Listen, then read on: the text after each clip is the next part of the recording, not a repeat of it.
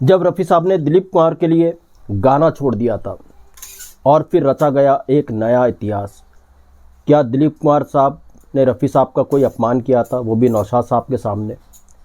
दोस्तों, कैसे रफ़ी साहब ने दिलीप कुमार के लिए गाना छोड़ा था और कैसे एक नया इतिहास रचा गया, और कितना ये सच है, कितनी ये सच बात है कि दिलीप कुमार ने रफ़ी साहब का अपमान किया था नौशाद साहब के सामने। आज ये सब मैं बताऊंगा दोस्तों आपको इस वीडियो में। बने रहिएगा वीडियो के एंड तक मेरे साथ। अगर चैनल पर नहीं तो चैनल को सब्सक्राइब कर लीजिएगा, बेल आइकन भी प्रेस कर लीजिएगा ताकि नोटिफिकेशन आप तक पहुंचती रहे। नमस्कार, मैं महेश कोहली बॉलीवुड संगीत के सफ़र से। दोस्तों, एक दौर था जब दिलीप कुमार साहब के लिए रफ़ी साहब ने लगातार गीत गाए। दिलीप कुमार साहब जो ट्रेजेडी किंग कहलाए वो रफ़ी साहब के कारण ही कहलाए। दीदार एक फिल्म थी, हुए हम जिनके लिए बर्बाद। जब रफ़ी साहब ने दिलीप कुमार के लिए ये गीत गाया तो दिलीप कुमार साहब पर रफ़ी साहब की आवाज़ ऐसे चमकी कि दिलीप कुमार साहब फिर बहुत बड़े ट्रेजेडी किंग बन के उभरे। एक्टिंग की दुनिया में, अभिनय की दुनिया में कमाल कर दिया उन्होंने। ट्रेजेडी रोल्स में तो दिलीप कुमार साहब का कोई सानी नहीं था। रफ़ी साहब जब दिलीप कुमार साहब के लिए गा रहे थे तो इसी दौर में दिलीप कुमार साहब पर कई और आवाज़ें भी आईं। रफ़ी साहब से पहले भी कई और आवाज़ें भी आईं। उसमें तलत महमूद साहब की आवाज़ थी, मुकेश जी की आवाज़ थी। ऐसी ऐसी आवाज़ें दिलीप कुमार साहब पर पिक्चराइज हुई। मगर दोस्तों, जो मैं किस्सा बताने जा रहा हूँ, जी हाँ दोस्तों, ये किस्सा 1969 में आराधना आई थी। और आराधना का जब जिक्र आता है तो किशोर कुमार साहब का जिक्र आता है, राजेश खन्ना का जिक्र आता है, आर.डी. बर्मन का जिक्र आता है। मगर यहाँ पर मैं किशोर कुमार साहब की बात करूँगा। जी हाँ, एक नया इतिहास कैसे रचा गया रफ़ी साहब ने जब दिलीप कुमार साहब के लिए गाने से मना कर दिया था। ये भी बड़ा रोचक किस्सा है। आगे मैं बताऊंगा आपको कैसे दिलीप कुमार साहब ने अपमान किया था रफ़ी साहब का नौशाद साहब के सामने, ये भी मैं आपको बताऊंगा। तो दोस्तों, यही वो दौर था, 69 के बाद का दौर था, 70s का ये किस्सा है। दोस्तों, दिलीप कुमार साहब एक फिल्म पर काम कर रहे थे, एक बड़ी फिल्म पर काम कर रहे थे, और ये फिल्म रीमेक थी बंगाली फिल्म की, और दिलीप कुमार उसमें भी अभिनय कर चुके थे। इस फिल्म का संगीत दे रहे थे एच.डी. बर्मन साहब। तो जब एच.डी. बर्मन साहब ने दिलीप कुमार के लिए कुछ गीत बनाए, इसमें एक गीत बड़ा ही अलग तरीके का था, उसमें बहुत कुछ अलग था, जो दिलीप कुमार साहब के एक्ट से भी थोड़ा बहुत अलग था। इसमें एक्ट करना था दिलीप कुमार साहब को। जाहिर सी बात है, जब ये गीत बना दिलीप कुमार साहब के लिए तो दिलीप कुमार साहब के जहन में एक ही नाम आया, मोहम्मद रफ़ी। दिलीप कुमार साहब को पता है रफ़ी साहब कैसा भी गीत तो वो गा देते हैं, परफेक्शन ले आते हैं हर गीत के अंदर। तो खैर साहब, दिलीप कुमार इस गीत को लेकर के पहुँचे रफ़ी साहब के पास, मगर रफ़ी साहब ने इस गीत को गाने से इनकार कर दिया। रफ़ी साहब ने दिलीप कुमार साहब को कहा कि देखिए, आप एक काम कीजिए, आप इस गीत को किशोर कुमार साहब से गवाइए, किशोर कुमार साहब इस गीत को बेहतर गा सकते हैं। ऐसा रफ़ी साहब ने दिलीप कुमार साहब को समझाया। तो खैर साहब, रफ़ी साहब ने जब इनकार कर दिया, दिलीप कुमार साहब ने बताया म्यूजिक डायरेक्टर एच.डी. बर्मन को कि रफ़ी साहब ऐसा कह रहे हैं, किशोर कुमार साहब से ये गीत गवाओ। तो जब किशोर कुमार साहब से बात की गई इस गीत के लिए, तो किशोर कुमार साहब का ये पहला वक्त था जब वो दिलीप कुमार साहब को अपनी आवाज़ देने वाले थे। तो किशोर कुमार साहब ने कहा, ऐसे तो मैं ये गीत दिलीप कुमार साहब के लिए गाऊंगा नहीं, पहले दिलीप कुमार साहब को मैं समझूंगा कैसे उठते हैं, कैसे बैठते हैं, कैसे वो एक्ट करते हैं और कैसे वो एक्ट करने वाले हैं इस गीत में। पहले ये सब बातें मैं समझूंगा, उसके बाद मैं इस गीत को रिकॉर्ड करूंगा। खैर साहब, दिलीप कुमार साहब को ये सब बातें बताई गई। दिलीप कुमार साहब से फिर किशोर कुमार साहब मिले। किशोर कुमार साहब ने दिलीप कुमार के आव भाव, उनकी जो भाव भंगिमाएँ थी, उन सबको समझा और फिर रेडी हुए किशोर कुमार साहब इस गीत को रिकॉर्ड करने के लिए। और जब इस गीत को रिकॉर्ड किया किशोर कुमार साहब ने तो कमाल ही हो गया। और जब इस गीत का पिक्चराइजेशन दिलीप कुमार साहब पे हुआ तो फिर तो कमाल धमाल सब हुआ। ये गीत सुपर डुपर हिट रहा। जी हाँ दोस्तों, ये गीत कौन सा था?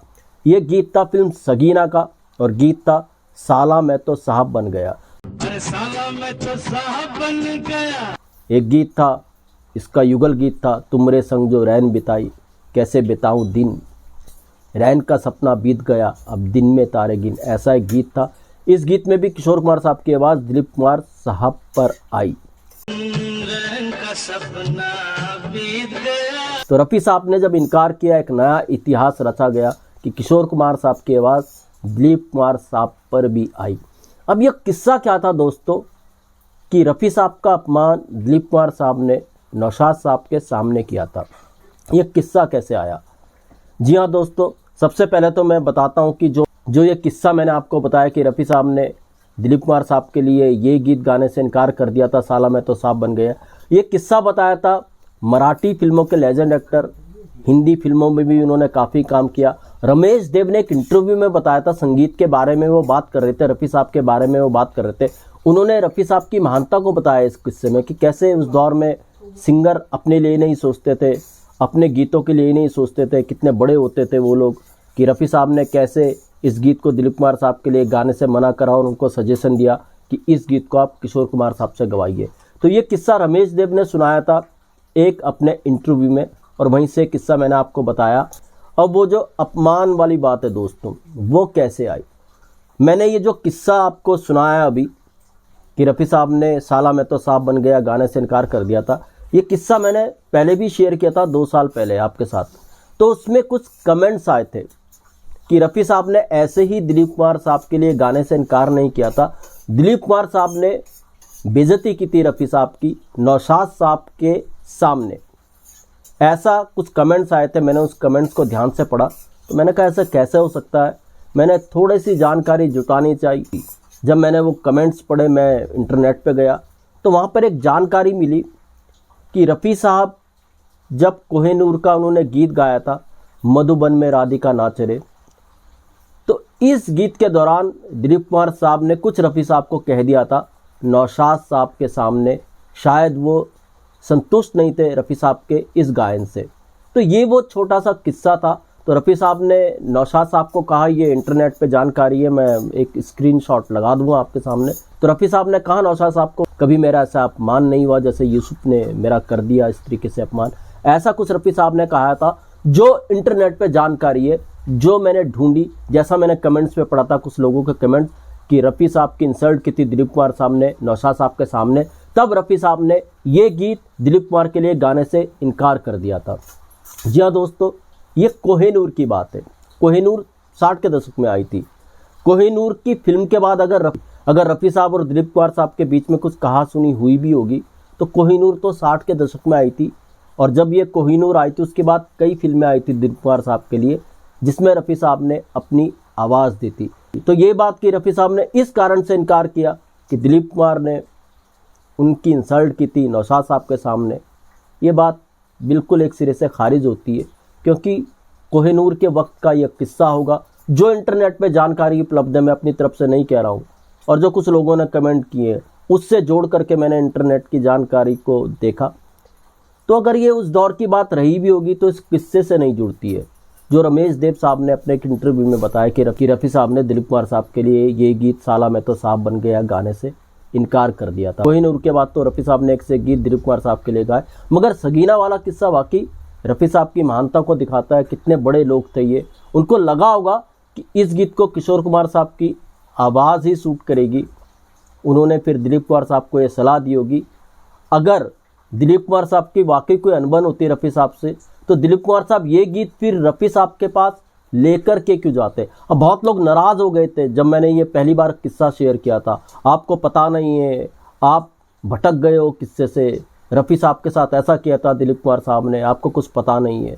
तो ठीक है दोस्तों, मैंने जैसे कि कुछ जानकारियाँ जुटाई है। कोहिनूर के वक्त का किस्सा अगर रहा भी होगा जो आप लोगों को भी पता होगा, तो रफ़ी साहब के चाहने वाले हैं, इंसल्ट वाली बात जो आप लोगों को शायद पता होगी, तो ये बात भी पूरी तरीके से सच नहीं है। उसके बाद रफ़ी साहब ने एक से एक गीत दिलीप कुमार साहब के लिए गाए। तो मेरा इस किस्से को दोबारा सुनाने का पर्पस यही था। मैं कुछ कमेंट पढ़ रहा था कि रफ़ी साहब ने इसलिए मना कर दिया दिलीप कुमार साहब के लिए क्योंकि दिलीप कुमार ने बेइज्जती की थी रफ़ी साहब की नौशाद साहब के सामने। तो मैंने सोचा दोबारा से इस किस्से को शेयर करूं और सच्चाई को सामने लाऊं। वो जो अनबन वाली बात हुई थी वो शायद कोहिनूर फिल्म मधुबन में राधिका नाच रे इस गीत के वक्त की थी, जो इंटरनेट पे जानकारी है। और जो आप लोगों ने कमेंट्स किए, शायद आपने भी कहीं यही कुछ जानकारी आपको मिली होगी। और ये जानकारी कितनी सच है रफ़ी साहब और दिलीप कुमार की अनबन वाली, ये मुझे भी नहीं मालूम। इंटरनेट पे भी आजकल कुछ भी होता है। मगर ये जो मैंने किस्सा बताया, इसको एक्टर रमेश देव, जो मराठी फिल्मों के लेजेंड रहे एक्टर और हिंदी फिल्मों में भी अच्छा खासा काम किया, उन्होंने शेयर किया था कि रफ़ी साहब ने साला मैं तो साहब बन गया किशोर कुमार के लिए छोड़ा था गाना कि दिलीप कुमार साहब पर ढंग से पिक्चराइज हो सके। तो दोस्तों, ऐसे भी नायाब किस्से में, ऐसे किस्से में आपके लिए लेकर के आता रहूँगा मैं। इसको लिखो, दीजिएगा इजाज़त। Goodbye, good luck and take care.